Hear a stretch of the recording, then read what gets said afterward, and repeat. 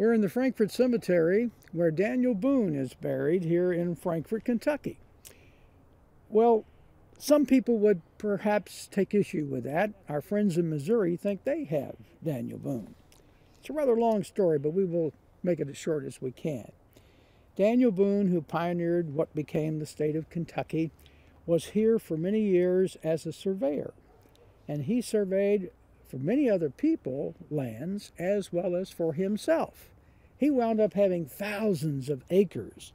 But then when Kentucky became a state in 1792, all the people that owned property had to go into the courthouses, get lawyers to, certify their land holdings.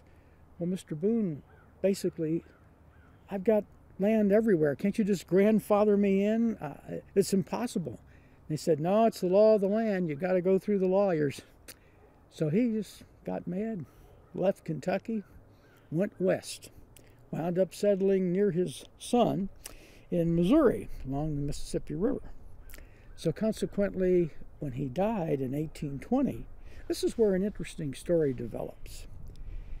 He died in a very small community there in Missouri. His wife had died before him, and she had already been buried.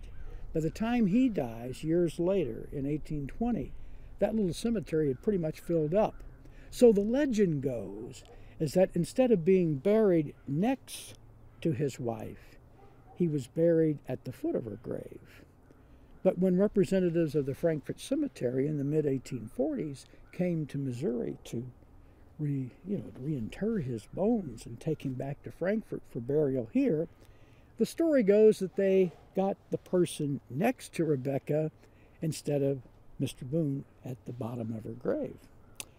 And in 1986, a forensics expert examined the plaster cast of Boone's skull that was taken when they came to Frankfort and reburied him. It was made a plaster cast. This was a big thing. People were into phrenology back in those days to determine a person's character and persona. And in the examination of this skull, plaster cast, the forensics expert believed it was an African-American skull and not a white man's skull. So this created a real controversial matter here in Kentucky. Do we have Boone or do we have somebody else?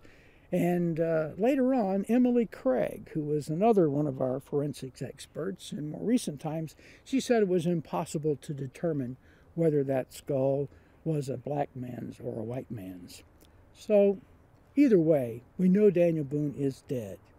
And he's got a beautiful place right here in the Frankfort Cemetery to be buried. And as you can see, his monument here, it was a long time in coming. He died in 1820. We promised him a monument in the 1840s. He got a monument in 1860s. During the Civil War, soldiers that came here, both north and south, they chipped off parts of the monument to the point that in the early 1900s, they replaced it with the monument you see behind us. It's identical as to the one that was originally here, but it is not the same one that was here during the Civil War. It's an interesting thing. Daniel Boone,